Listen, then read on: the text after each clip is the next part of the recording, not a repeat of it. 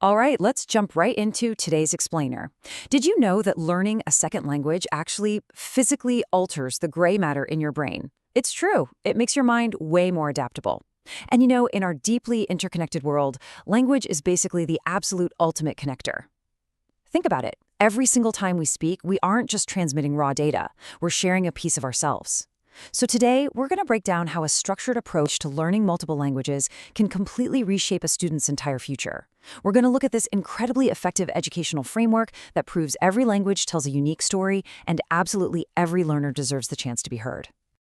It's really helpful to think of language as a bridge. It is so much more than just a mechanical way to communicate or, swap basic information. It's the actual infrastructure connecting people across vast distances. It links up diverse cultures that might otherwise literally never interact. And maybe most importantly for students, it connects them directly to real global opportunities. When we start viewing language as a bridge, we stop seeing it as just another subject you have to memorize in school, and we start seeing it as an active, exciting pathway to the rest of the world. So let's look at how this works in practice in Section 1, the Philippine Multilingual Approach. The educational progression here is brilliant. It starts at step 1 with the mother tongue. Why? Well, because using the language a child already knows best helps them understand complex lessons much, much better. It completely removes that massive cognitive barrier of having to decode a brand new language just to figure out basic math or science. Once that foundation is locked in, we move to step 2, the introduction of Filipino and English. This is all about national integration, giving students the essential tools to communicate across their entire country.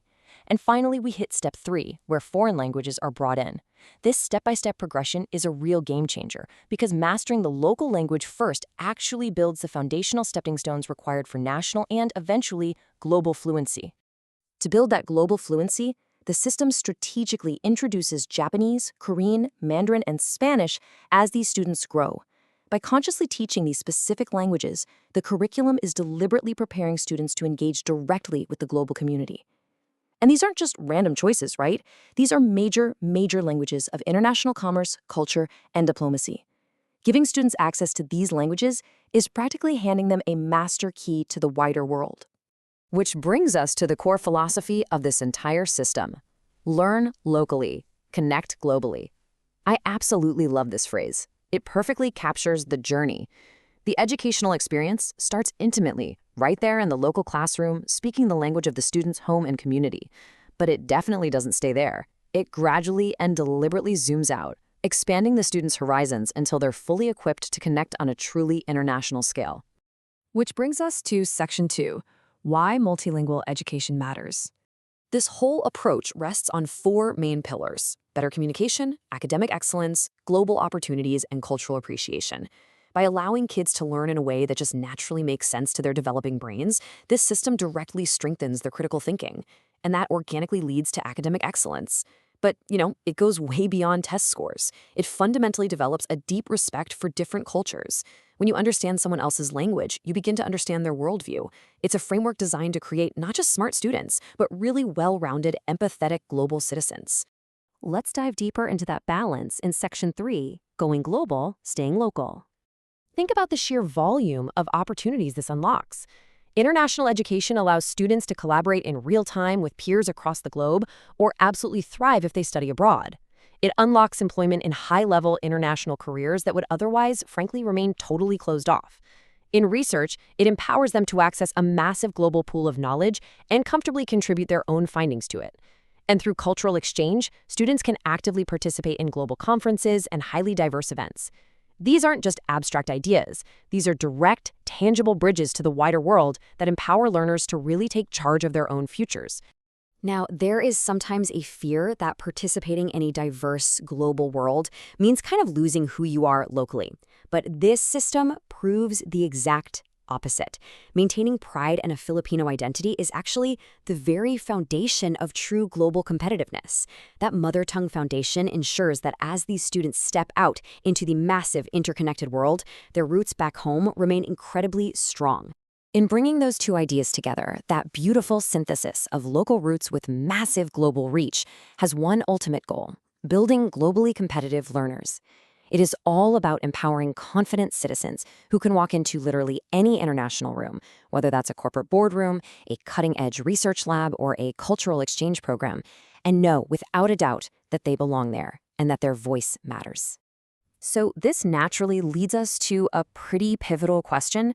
How do we actually build this globally competitive future? Because a system this ambitious doesn't just happen on its own, right? It requires active participation from everyone involved. It requires a really powerful, shared vision. Let's map out what that looks like in Section 4, our multilingual future. Here is the roadmap to supporting this system. First, we must actively value our mother tongue. We can never, ever treat it as secondary. It is the vital foundation. Second, we have to enthusiastically commit to mastering those national and international languages as we grow. And third, we must consciously embrace cultural diversity.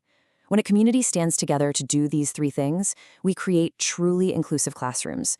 We create environments where absolutely every language is respected and every single learner feels like they belong. If you take nothing else away today, internalize this mantra. Speak more, learn more, lead globally. It perfectly maps out the natural progression we've been exploring in this explainer. You start by speaking more, using your mother tongue, communicating confidently at a local level. And because you understand better, you learn more.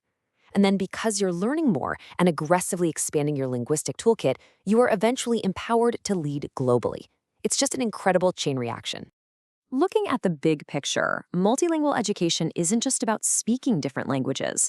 It is a highly comprehensive framework promoting inclusion, understanding, and lifelong learning. In fact, it is so impactful that it's directly aligned with the overarching goals of the Department of Education, or DepEd, and it directly supports the United Nations Sustainable Development Goal 4 for quality education. We're talking about an approach that has the power to shift global metrics for educational inclusion permanently. Many languages, one future. Learn languages, connect the world. That official mantra officially summarizes everything we've covered today. By learning languages, we are quite literally building the bridges that connect our world, ensuring a future where every single voice matters. So, as we wrap up this explainer, I want to leave you with a thought. How will you use your own local voice and the languages you speak to shape our interconnected global future? Think about that bridge you can build today. Thanks so much for joining me on this deep dive. Keep learning and keep connecting.